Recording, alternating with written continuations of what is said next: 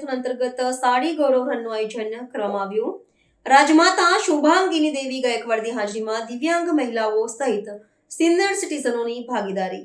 વડોદરા ખાતે યોજાનારી આંતરરાષ્ટ્રીય મેરેથોનના ભાગરૂપે આજે કીર્તિસ્તંભ ખાતેથી એક અનોખી સાડી ગૌરવ રનનું આયોજન કરવામાં આવ્યું હતું.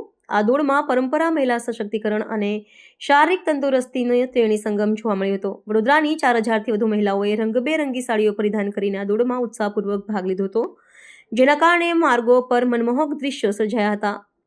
3 કિલોમીટરની આ સાડી ગૌરવ રનમાં 16 વર્ષની યુવતીઓથી માંડીને વરિષ્ઠ નાગરિક મહિલાઓ સુધીની વિશાળ ભાગીદારી જોવા મળી હતી. ખાસ કરીને દિવ્યાંગ મહિલાઓ પણ વ્હીલચેર પર જોડાઈને સૌ માટે પ્રેરણાનું સ્ત્રોત બની હતી. આ પ્રસંગે રાજમાતા શુભાંગીની દેવી ગાયકવાડ સહિત અનેક મહાનુભાવો હાજર રહ્યા હતા. દોડ પૂર્ણ કરનાર તમામ મહિલાઓને મેડલ અને ભેટ આપીને સન્માનિત કરવામાં આવી હતી.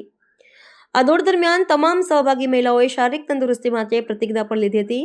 વિવિધ સામાજિક અને ધાર્મિક સંસ્થાઓની નોંધપાત્ર ભાગીદારીએ આ કાર્યક્રમને વધુ મહત્વપૂર્ણ બનાવ્યો હતો. આ મેરેથોન કાર્યક્રમ દ્વારા કેન્દ્ર સરકારના તંદુરસ્ત ભારત ફિટ ઇન્ડિયા અભિયાનને વડોદરામાં વધુ વેગ મળ્યો છે.